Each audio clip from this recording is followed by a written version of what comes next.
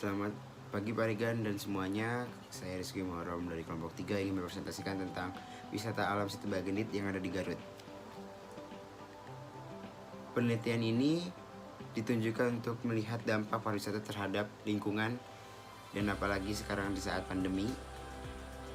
Jenis penelitian ini adalah penelitian deskriptif dari hasil penelitian menyimpulkan bahwa pengembangan lokasi wisata menimbulkan dampak baik, dampak positif maupun dampak negatif terhadap lingkungan tersebut.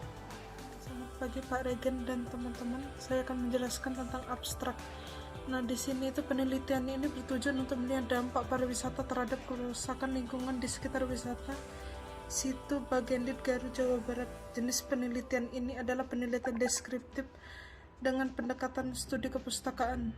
Dari hasil penelitian menyimpulkan bahwa pengembangan lokasi wisata ini menimbulkan dampak baik, dampak positif maupun negatif. Untuk latar belakang Garut ini dengan potensi besar menjanjikan yang disajikan dengan alam maupun budaya yang sangat kaya dan beragam merupakan salah satu faktor penarik para wisatawan. Dengan daya dukung faktor tersebut, maka tentunya daerah ini sangat berpeluang untuk dikembangkan terutama di bidang pariwisata. Pengembangan pariwisata memiliki nilai yang sangat strategi karena mendayagunakan sumber dan potensi kepariwisataan yang ada menjadi kegiatan ekonomi dan budaya akselerasi ganda dalam menciptakan lapangan kerja yang kemudian berimbas pada kesejahteraan masyarakat.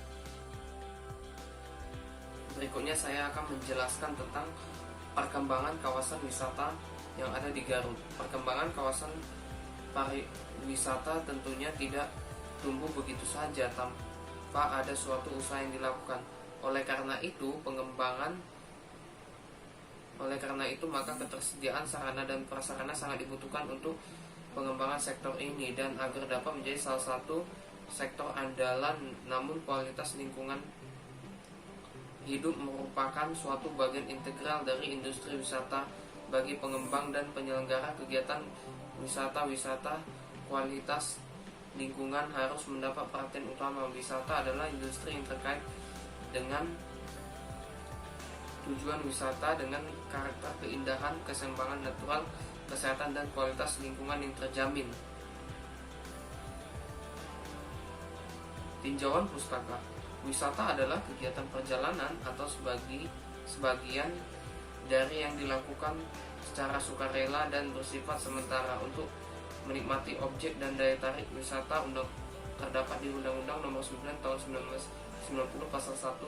Adapun pengertian wisata mengandung unsur-unsur yaitu kegiatan perjalanan dilakukannya secara sukarela, bersifat sementara, dan perjalanan seluruhnya dan sebagian bertujuan untuk objek dan daya tarik wisata. Atas dasar itu maka wisata adalah kegiatan perjalanan atau sebagian dari kegiatan tersebut secara sukarela dan bersifat sementara untuk menikmati objek dan daya tarik wisata.